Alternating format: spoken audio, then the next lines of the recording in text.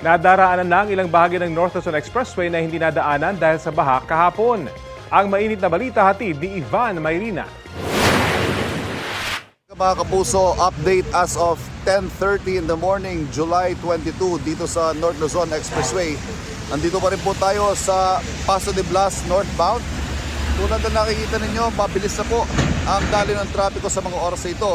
Yung mga kawani ng NLEX naglilinis na rito dahil kagabi po mula 6:40 ng gabi hanggang pasado hating gabi ay hindi madaanan itong bahagi ito ng NLEX dahil umabot ng lampas sa median barrier na yan ang baha kagabi.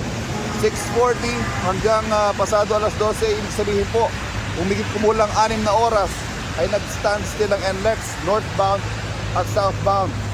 Alas 9 kanina nang ma-clear ang mga tumirik na sasakyan, mga nalubog sa baha.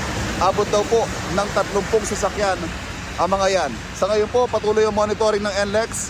All exits possible, wala na ho tayong baha na portion dito sa North Luzon Expressway. Ingat lamang po sa ating mga motorista dahil tulad na nakikita ninyo, ayan, may malalalim na lubak, bunsod na mga pagbaha simula kagabi.